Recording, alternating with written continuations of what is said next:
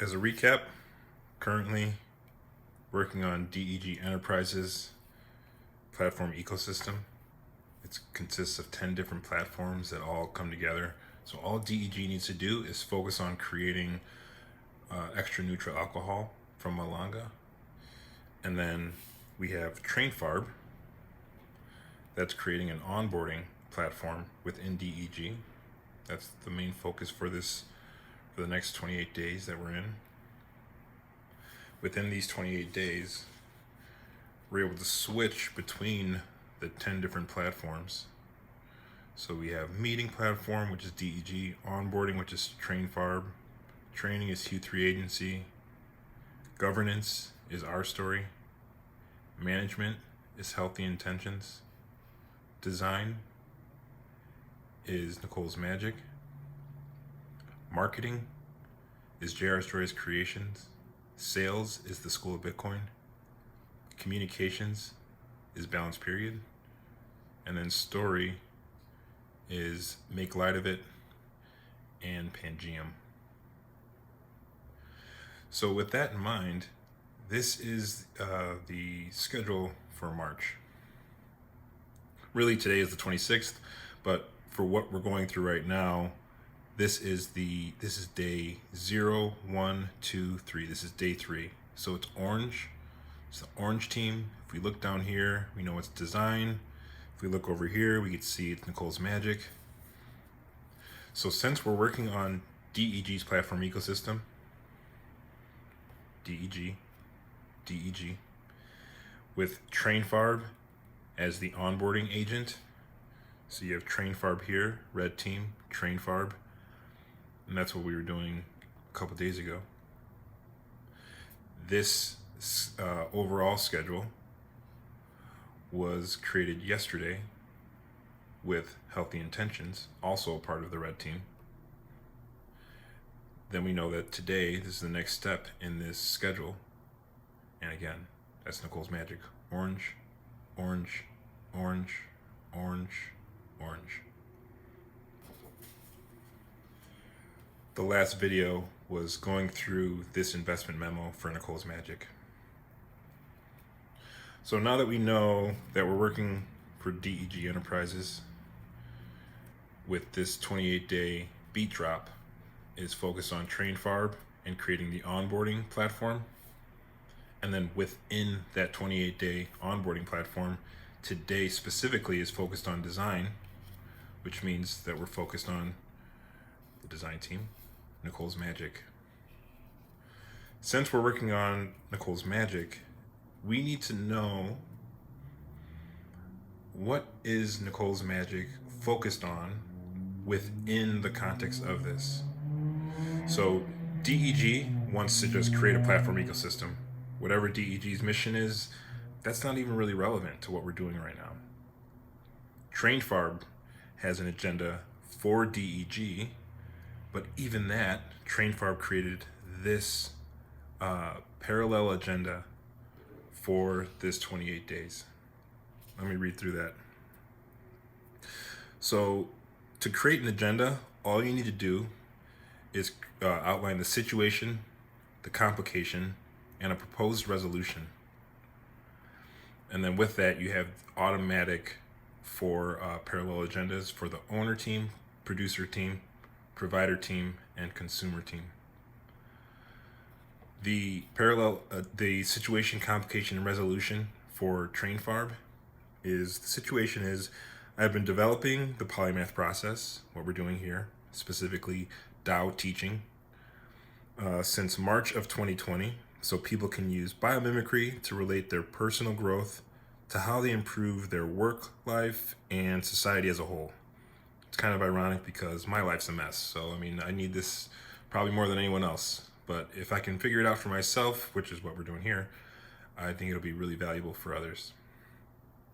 The complication is that I'm working on this with 10 plus projects experimentally, with each representing a different natural system, that's the biomimicry aspect, but it's mentally draining for me because, developing a protocol and switching from working for DEG and working for Nicole's Magic, then working for Healthy Intentions and Balance Period and going back and forth, it is so mentally draining. Yeah, so and also I'm not really making that much because I haven't proven anything, so I don't feel comfortable charging people much when I haven't proven the concept yet. So one, I'm getting burnt out from mentally switching back and forth. Two, I'm not really charging anything because I have nothing really to prove. I have to prove this out first, and that's just it's getting a little old. It's complicated. That's the complication. What's my resolution? Again, if you're using this open source protocol, it's not going to be what you're used to on social media, where everyone's just complaining about how terrible the world is and climate change and all these other things that are so terrible. Those are complications. And if you're going to be talking about a complication, follow it up with a proposed resolution. So I'm burnt out, don't really have a clear strategy for consistent income, but I'm right there though. So what's my resolution? So I'm going to transform the 28-day meeting platform that we developed in last month in February and turn it into a 9-day onboarding cohort. That needs to be updated. Really, it's a 28-day, but the first 9 days out of this, 1, 2, 3, 4, 5, 6, 7, 8, 9, is really the meat and potatoes of everything. So that's really where I said that. 9-day onboarding cohort, so I can, 1, create a single strategy that works for all clients. 2, generate a quick and effective case study so I can start generating consistent income. And 3, launch meeting platforms to each of these 10, 12 teams simultaneously. So that's the situation, complication, and resolution specific for TrainFarb. Again, we're creating DEG's platform ecosystem. All DEG needed to do was fill out this, and then TrainFarb is creating the onboarding platform within that ecosystem. But even TrainFarb is free to have an autonomous and completely separate approach and motivation and context for this. So this is TrainFarb's motivation for creating DEG's onboarding strategy. There's a parallel agenda for the owner team, which is DEG, producer team, which is led up by TrainFarb, provider team, which is led up by Hugh3 Agency, and the consumer team, which is led up by Our Story. The owner parallel agenda is to turn your idea into an S3 meeting memo workpad. This is an S3 meeting memo workpad, which is really all DEG is focused on. This is all owners need to worry about. Create an investment memo, put it in a workpad, and then let the rest of the ecosystem put together a go-to-market strategy based on their own interests. So that's the owner agenda based on this situation, complication, and resolution. The producer is turning that S3 meeting memo into a P3 meeting agenda worksheet. That's what I'm working on right now. So the first aspect of that is this agenda. The second aspect of a P3 meeting agenda is a work breakdown structure. And then the third aspect, which we'll be getting into later, is what I'll be sketching out after this, is a platform agenda, which shows the design and branding for everything. The provider parallel agenda, headed up by Hugh3 Agency, is to turn that P3 meeting agenda that we're working on right now into an A3 meeting minute workshop. So we'll have this meeting agenda, then that gets turned into a workshop so all these teams can come together, say exactly how they're contributing to the agenda in their own way, and then we build a whole website around that so others can see exactly what we're doing. Finally, we're going to be turning that A3 meeting minute workshop into an OS3 meeting debrief workbook. So just starting with a meeting memo of an owner just saying, this is what I want to get done. This is what my ecosystem does, and this is my team, and I expect this team to make it happen. Once the owner does this, they're done. Then the producer comes up with the agenda, provider creates a workshop to train everyone, and then the consumer creates a debrief workbook with OS3. So this is the agenda that TrainFarb put together. What I'm doing in this video, and then I'm going to shut up, is creating the parallel agenda for Nicole's Magic. So again, this is what TrainFarb's motivation is to help DEG's onboarding. Today is focused on the brand strategy. Orange, orange, orange, orange. So that means Nicole's Magic is in charge here. So instead of Nicole's Magic, Nicole doesn't care that she's my sister, so she cares a little bit, but she doesn't care about all these complications. She's got her own shit going on. She has her own complications. So in order to give everyone, again, autonomy, everyone their own self-sovereignty, and the understanding that we are creating DEG's platform, but every single person has their own agenda. So let's create the parallel agenda with the P3 worksheet, which we're about to sketch for Nicole's Magic, and we'll populate it. And it's gonna be slightly different from this. It's based on this, but I'm already thinking of a way that I can make this a little cleaner and easier to read. I'm gonna keep this bottom section the same, and instead of this default, it's going to be the actual 4 steps that we're doing today. And up top, it's also going to be in 4 quadrants, so I can put like a glyph here, and then it'll be the situation, complication, and resolution. That's going to be like the version 1. This is version 0, and then what I'm doing right here will be version 1. Let me just write that right now. So, why do I keep losing this pen? It's so weird. Okay, here we go. Let's just say right here, really small, version 1. And up here, really small, I'm just gonna say this is version 0. Okay. So, now that I'm gonna stop talking, I want to just circle back and say, as I'm working on this right now, it is me working as TrainFarb. So I am TrainFarb, I'm a part of this platform, but TrainFarb works for Q3 Agency. And me going through this, I'm creating a tutorial. This is just going to be it's just going to be a follow along. It's meant to be pretty chill. But the program that I'm creating with Q3 Agency, as you'll learn later, is called DAO Teaching. That's DAO Teaching, which is a play on words from the Tao Te Ching. The Tao Te Ching is about governance. It's about self-sovereignty, and it's about just like how the universe works. And I think we have a very ego-driven society where people in power want all of that power to be concentrated right to them.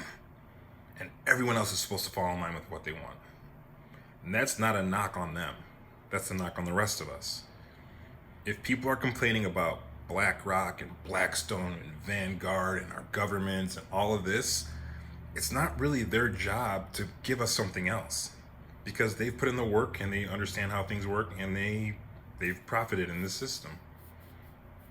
If you don't like how things work and you're not a child, it's your responsibility to stop complaining and put something in place.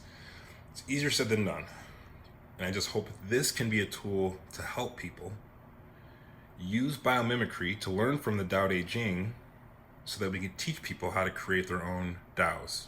Again, DAO is decentralized autonomous organization, and that's a blockchain term. It's a bunch of crypto bros who love NFTs. I don't want to get lumped in with all of that. So that's why I'm just calling these platform ecosystems. Platforms are something that have existed long before crypto was around. They're going to exist long after crypto is around, because platforms, in a sense, is a natural phenomenon. The Tao is a platform. The universe is a platform. God, Allah, Krishna, entropy, whatever you want to think of, all of them are platforms. Your chakra system is a platform. A human cell is a platform. Mycelial network is a platform. The human body is a platform. A tree and a forest, that's a platform. Those last four are the only ones we're really focused on. But Tao Te Ching is the source of all of that. So as we're creating these platform ecosystems, and this is just going to be an ongoing thing that I do whenever I work through these, I'm not going to be talking. You can think of this as just like a chill study session. I remember being in high school and just loving when I had study hour. You sit with like some of your best friends in high school, quiet, get a little work done, and then you like look over and you like fuck around a little bit, you get back to work. You just don't have to stress about anything. So if you want to work along, later on I'll be creating documentation for this, but for right now I'm just recording this so that if you want, you can listen to the Tao Te Ching, you can watch me sketch this, and you can learn how to sketch your own worksheet, and we'll go from there. Again, we're creating DEG's platform ecosystem. Specifically, we are creating TrainFarb is creating the onboarding platform in the month of March 2024. It's day 3 within the onboarding platform development, which means that we're working on Nicole's Magic. And since we're working on Nicole's Magic, and Nicole's Magic is completely separate from TrainFarb, completely separate from DEG, so we want to make sure that Nicole's Magic has a completely independent and focused agenda that resonates with her. I'm going to stop talking. Let's listen to the Tao Te Ching, and let's get to work. Oh. And just as a shout out, this is Divine World Order, ORDR, on YouTube. And let me go back to the beginning. The Book of the Way. Since it is already well known by its Chinese title, Tao Te Ching can be translated as the Book of the Imminence of the Way, or the Book of the Way and of how it manifests itself in the world, or simply the Book of the Way. Since it is already well known by its Chinese title, I have let that stand. About Lao Tzu, its author, there's practically nothing to be said. He may have been an older contemporary of Confucius, 551 to 479 BCE, and may have held the position of archive keeper in one of the petty kingdoms of the time. But all the information that has come down to us is highly suspect. Even the meaning of his name is uncertain. The most likely interpretations, the old master, or more picturesquely, the old boy. Like an Iroquois woodsman, he left no traces. All he left us is his book, the classic manual on the art of living, written in a style of gem-like lucidity, radiant with humor and grace, and large-heartedness and deep wisdom, one of the wonders of the world. People usually think of Lao Tzu as a hermit, a dropout from society, dwelling serenely in some mountain hut, unvisited except perhaps by the occasional traveler arriving from a 60s joke to ask, what is the meaning of life? But it's clear from his teachings that he deeply cared about society, if society means the welfare of one's fellow human beings. His book is, among other things, a treatise on the art of government, whether of a country or of a child. The misperception may arise from his insistence on wei wu wei, literally, doing, not doing, which has been seen as passivity. Nothing could be further from the truth. A good athlete can enter a state of body awareness in which the right stroke or the right movement happens by itself, effortlessly, without any interference of the conscious will. This is a paradigm for non-action, the purest and most effective form of action. The game plays the game. The poem writes the poem. We can't tell the dancer from the dance. Less and less do you need to force things, until finally you arrive at non-action. When nothing is done, nothing is left undone. Nothing is done because the doer has wholeheartedly vanished into the deed. The fuel has been completely transformed into flame. This nothing is in fact everything. It happens when we trust the intelligence of the universe in the same way that an athlete or a dancer trusts the superior intelligence of the body. Hence Lao Tzu's emphasis on softness. Softness means the opposite of rigidity and is synonymous with suppleness, adaptability, endurance. Anyone who has seen a Tai Chi or Aikido master doing not doing will know how powerful this softness is. Lao Tzu's central figure is a man or woman whose life is in perfect harmony with the way things are. This is not an idea, it is a reality. I have seen it. The master has mastered nature, not in the sense of conquering it, but of becoming it. In surrendering to the Tao, in giving up all concepts, judgments, and desires, her mind has grown naturally compassionate. She finds, deep in her own experience, the central truths of the art of living, which are paradoxical only on the surface, that the more truly solitary we are, the more compassionate we can be. The more we let go of what we love, the more present our love becomes. The clearer our insight into what is beyond good and evil, the more we can embody the good. Until finally she is able to say, in all humility, I am the Tao, the truth, the life. The teaching of the Tao Te Ching is moral in the deepest sense. Unencumbered by any concept of sin, the master doesn't see evil as a force to resist, but simply as an opaqueness, a state of self-absorption, which is in disharmony with the universal process, so that, as with a dirty window, the light can't shine through. This freedom from moral categories allows him his great compassion for the wicked and the selfish. Thus, the master is available to all people and doesn't reject anyone. He is ready to use all situations and doesn't waste anything. This is called embodying the light. What is a good man but a bad man's teacher? What is a bad man but a good man's job? If you don't understand this, you will get lost, however intelligent you are. It is the great secret. The listener will notice that in the many passages where Lao Tzu describes the master, I've used the pronoun she at least as often as he. The Chinese language doesn't make this kind of distinction. In English, we have to choose.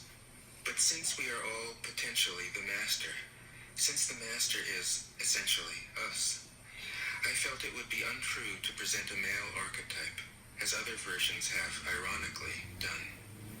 Ironically, because of all the great world religions, the teaching of Lao Tzu is by far the most female. Of course, you should feel free throughout the recording to substitute he for she, or vice versa. As to method, I worked from Paul Carus's literal version, which provides English equivalents, often very quaint ones, alongside each of the Chinese ideograms. I also consulted dozens of translations into English, German, and French. But the most essential preparation for my work was a 14 years long course of Zen training, which brought me face to face with Lao Tzu and his true disciples and heirs, the early Chinese Zen masters. With great poetry, the freest translation is sometimes the most faithful. We must try its effect as an English poem, Dr. Johnson said. That is the way to judge of the merit of a translation. I have often been fairly literal, or as literal as one can be with such a subtle, kaleidoscopic book as the Tao Te Ching. But I have also paraphrased, expanded, contracted, interpreted, worked with the text, played with it, until it became embodied in a language that felt genuine to me. If I haven't always translated Lao Tzu's words, my intention has always been to translate his mind. Describing the indescribable, teaching the unteachable, pointing the way to the way. What does Lao Tzu think he is doing here? It can't be done. No way. Hence, Po Chu-yi, poet and stand-up comedian, wrote, "He who talks doesn't know. He who knows doesn't talk." That is what Lao Tzu told us in a book of 5,000 words. If he was the one who knew, how could he have been such a blabbermouth? That's the problem with spiritual teachers. They have to be blabbermouths. But their words are, in the traditional Buddhist metaphor, fingers pointing at the moon. If you watch the finger, you can't see the moon. How meticulous the great masters had to be. A monk asked Matsu, "Why do you teach mind is Buddha?" Matsu said, "To stop a baby from crying." The monk said, "When the crying has stopped, what then?" Matsu said, "Then I teach, not mind, not Buddha." The monk said, "How about someone who isn't attached to either?" Matsu said, "I would tell him, not beings." The monk said, "And what if you met a man unattached to all things? What would you tell him?" Matsu said, "I would just let him experience the great Tao." In fact, the truth is right before our eyes, right under our noses. So simple that every child understands it. And yet, as Bankei said, the farther you enter into it, the deeper it is. Where is the way to the way? What a question. Still, for complicated minds, drastic measures are needed. Lao Tzu's book was written as a response out of grandmotherly kindness. According to the oldest biography, Lao Tzu lived for a long time in the country of Chu, but seeing its decline, he departed. When he reached the frontier, the guard said, "Since you are going away, sir, could you write a book to teach me the art of living?"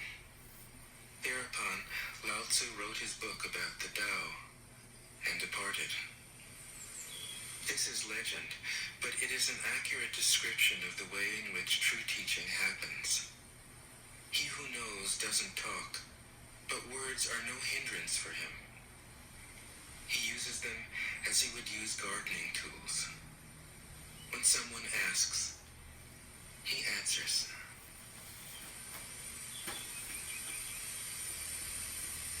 Tao De Jing. 1. The Tao that can be told is not the eternal Tao. The name that can be named is not the eternal name. The unnameable is the eternally real. Naming is the origin of all particular things. Free from desire, you realize the mystery. Caught in desire, you see only the manifestations. Yet mystery and manifestations arise from the same source. This source is called darkness. Darkness within darkness. The gateway to all understanding. 2. When people see some things as beautiful, other things become ugly. When people see some things as good, other things become bad. Being and non-being create each other. Difficult and easy support each other. Long and short define each other. High and low depend on each other. Before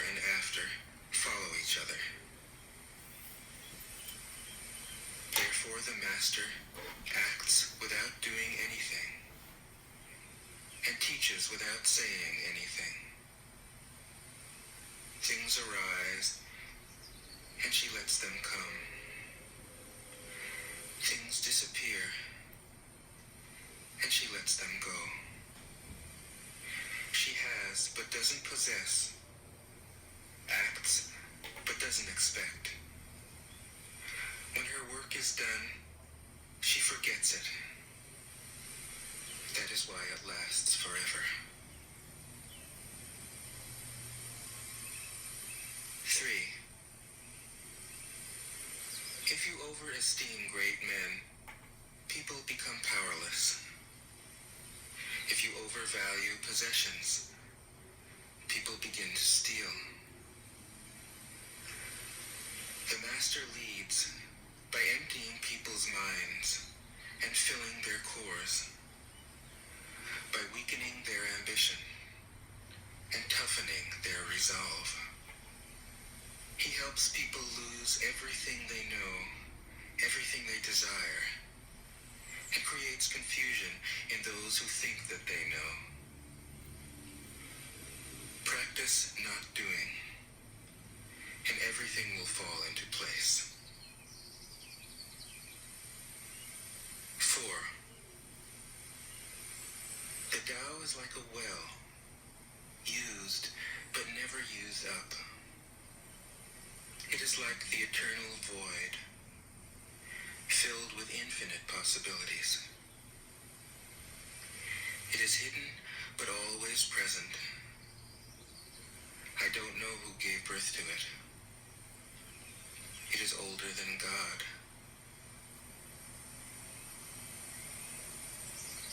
5. The Tao doesn't take sides. It gives birth to both good and evil. The Master doesn't take sides. She welcomes both saints and sinners. The Tao is like a bellows. It is empty, yet infinitely capable. The more you use it, the more it produces. The more you talk of it, the less you understand. Hold on to the center. 6. The Tao is called the Great Mother. Empty, yet inexhaustible, it gives birth to infinite worlds. It is always present within you. You can use it any way you want. 7. The Tao is infinite, eternal. Why is it eternal? It was never born, thus it can never die. Why is it infinite? It has no desires for itself, thus it is present for all beings. The Master stays behind. That is why she is ahead. She is detached from all things. That is why she is one with them. Because she has let go of herself, she is perfectly fulfilled. 8. The supreme good is like water, which nourishes all things without trying to. It is content with the low places that people disdain. Thus, it is like the Tao. In dwelling, live close to the ground. In thinking, keep to the simple. In conflict, be fair and generous. In governing, don't try to control. In work, do what you enjoy.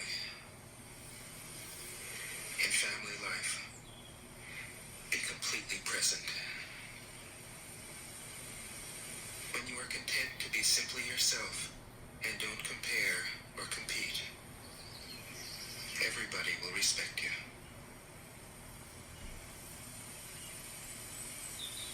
9. Fill your bowl to the brim, and it will spill. Keep sharpening your knife, and it will blunt.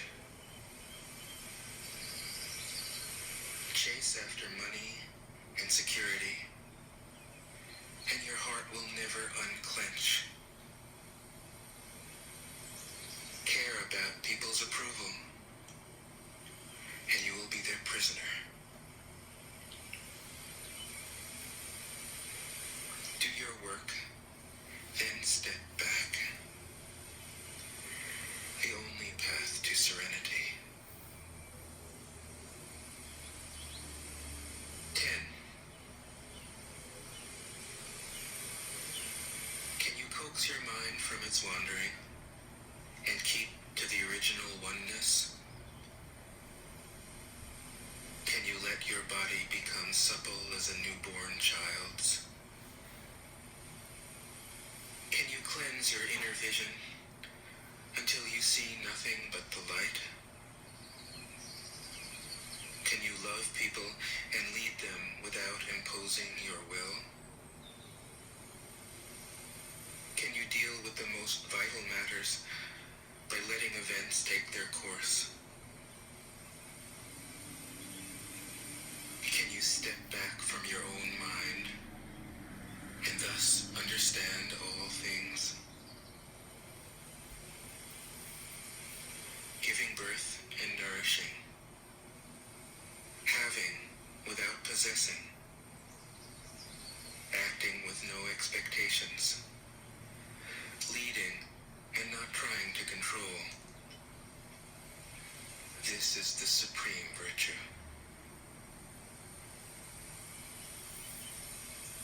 11. We join spokes together in a wheel, but it is the center hole that makes the wagon move. We shape clay into a pot, but it is the emptiness inside that holds whatever we want. We hammer wood for a house, but it is the inner space that makes it livable. We work with being, but non-being is what we use. 12. Colors blind the eye. Sounds deafen the ear. Flavors numb the taste. Thoughts weaken the mind. Desires wither the heart. The master observes the world, but trusts his inner vision. He allows things to come and go. His heart is open as the sky.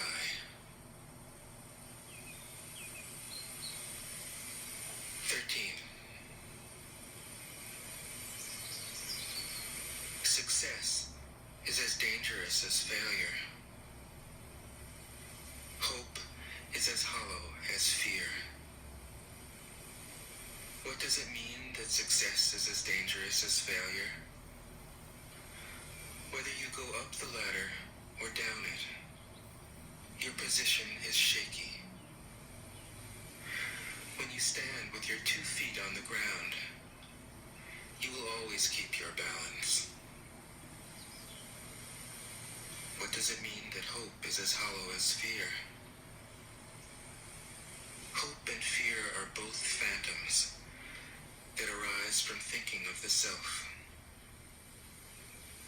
When we don't see the self as self, what do we have to fear? See the world as yourself. Have faith in the way things are. Love the world as yourself. Then you can care for all things. 14. Look, and it can't be seen. Listen, and it can't be heard. Reach, and it can't be grasped. Above, it isn't bright. Below, it isn't dark. Seamless, unnameable, it returns to the realm of nothing. Form that includes all forms. Image without an image.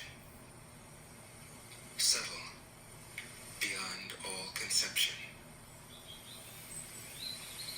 Approach it, and there is no beginning. Follow it, and there is no end. You can't know it, but you can be it. At ease in your own life.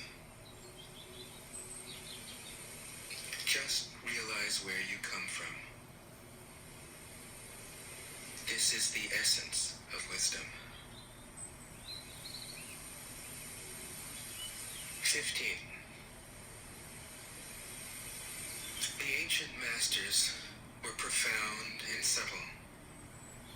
Their wisdom was unfathomable. There is no way to describe it. All we can describe is their appearance. They were careful as someone crossing an iced-over stream, alert as a warrior in enemy territory, courteous as a guest, fluid as melting ice, shapeable as a block of wood, receptive as a valley, clear as a glass of water. Do you have the patience to wait till your mud settles and the water is clear? Can you remain unmoving till the right action arises by itself? The master doesn't seek fulfillment. Not seeking, not expecting. She is present and can welcome all things. 16. Empty your mind of all thoughts. Let your heart be at peace. Watch the turmoil of beings, but contemplate their return. Each separate being in the universe returns to the common source. Returning to the source is serenity. If you don't realize the source, you stumble in confusion and sorrow. When you realize where you come from, you naturally become tolerant, disinterested, amused, kind-hearted as a grandmother, dignified as a king.